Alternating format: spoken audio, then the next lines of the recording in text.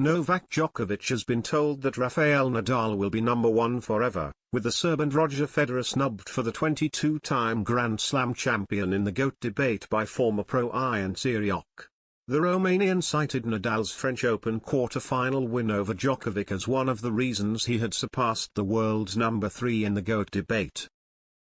Nadal beat Djokovic en route to a record-extending 14th French Open and 22nd overall Grand Slam title in Paris earlier this month, less than 3 weeks after limping off court in Rome and casting doubts over his participation at Roland Garros. The Spaniard has now been told he would forever be the top player over his longtime rivals Djokovic and Federer. Rafael Nadal is the best of all. Neither Novak Djokovic and Roger Federer are up to him, former pro Siriok told Play Tennis. In the match against Djokovic, Nadal played very, very well.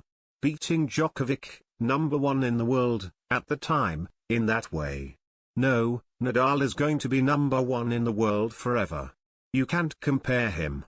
Neither with Federer, for me. The 36-year-old had lost to Djokovic in the semi-final stage of the French Open a year earlier and, ahead of this year's quarter-final, admitted that it was one of just 2 times he was not the favourite against the 2-time champion at the tournament after arriving in Paris undercooked as a result of his chronic foot injury. But he managed to dispatch the defending champion 6-2, 4-6, 6-2, 7-6, 6-4, coming from 2-5 down in the 4th set, to get revenge over his rival before going on to win the title. It meant he extended his lead as the all-time men's Grand Slam record holder, winning his 22nd title to pull ahead of Djokovic and Federer, who remained tied on 20. Siriok, who owns the Madrid Masters tournament, admitted that even aside from the Grand Slam record, Nadal was still the GOAT for him. He continued, "For me he is a guy, as a person, I can't just consider the Grand Slams. How he hits this blow, how he hits the other. The human being that Nadal is.